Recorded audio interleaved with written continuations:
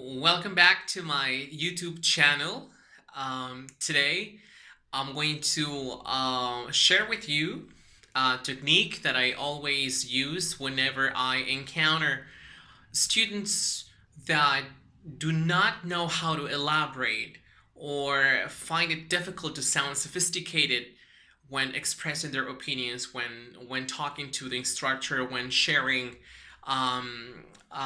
positions towards a specific subject matter in groups or in pairs.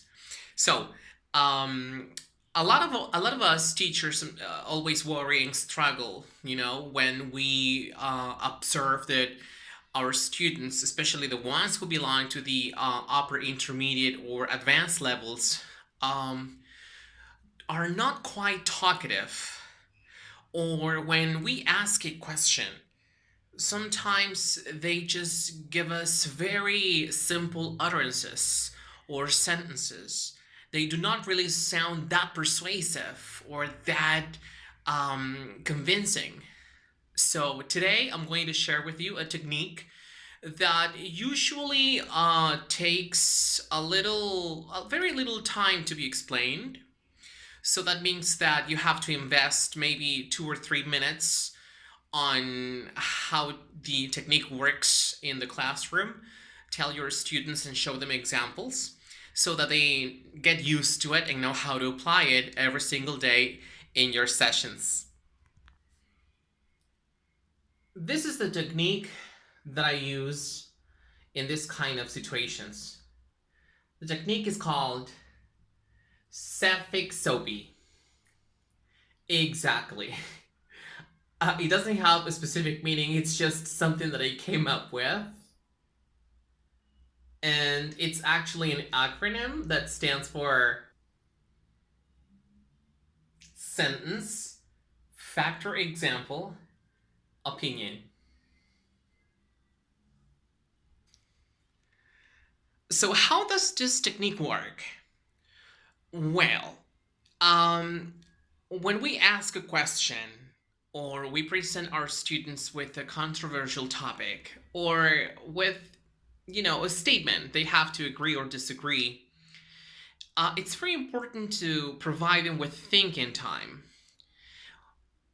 Who knows your students better than you?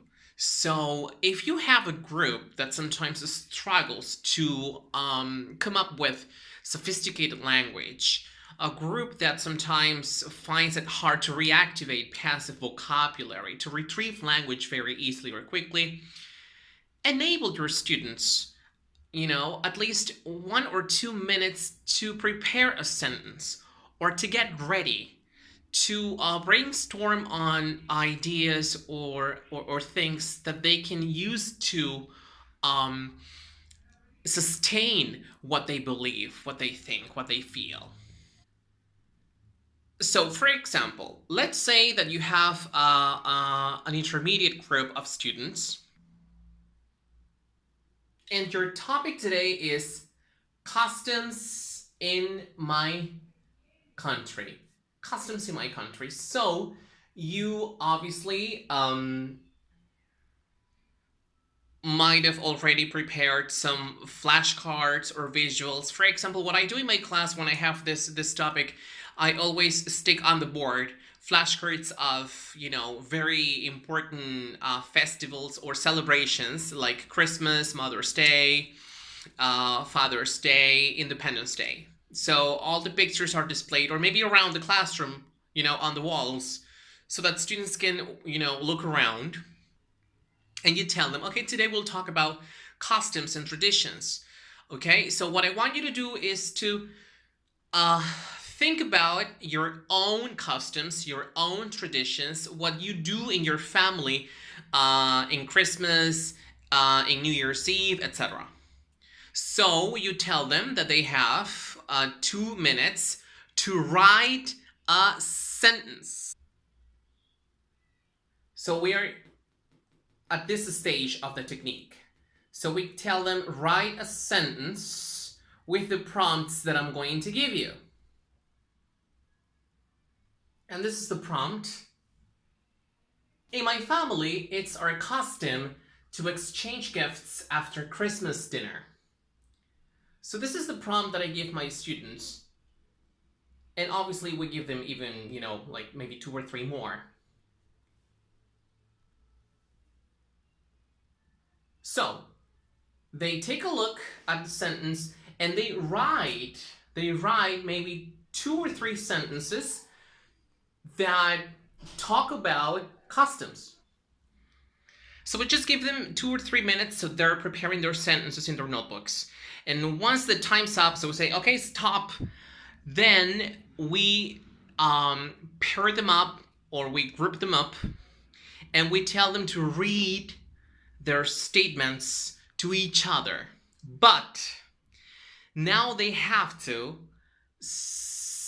provide an example or a fact and then an opinion, so that the whole technique, the whole cycle is complete. So it's very important the whole cycle is completed, right? So we tell, for example, to work in groups. Obviously, we listen in to what they're saying, and then we monitor them and we encourage them. We encourage them to always give extra information. For example, one of them might say, in my family, it's very custom to exchange gifts after Christmas dinner. For example, when we have dinner, we usually say thanks for all the things that we have had throughout the year. Okay, and we by the time Christmas dinner is served, we'd put the gifts on one corner of the living room. So when we finish our dinner, we give the corresponding gift to the other member of the family.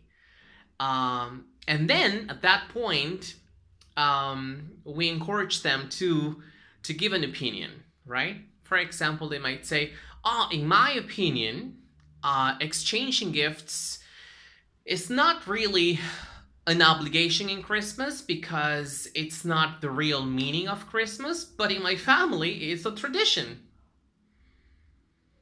So this is one way to encourage them to always say something. They might obviously say less complex things. For example, if we talk about customs, whenever you have a job interview, they can say, in my country, it's a custom to arrive 10 or 15 minutes earlier, to a job interview. And obviously, they had prepared that in a notebook. And then we encourage them to work in pairs or in groups. First, in pairs or in groups, because they do not feel threatened by the presence of the teacher. So they can get ready, they can rehearse when they're working together with another partner, with another classmate. So the anxiety level, drops tremendously when they're working, together, when they're correcting each other, helping each other.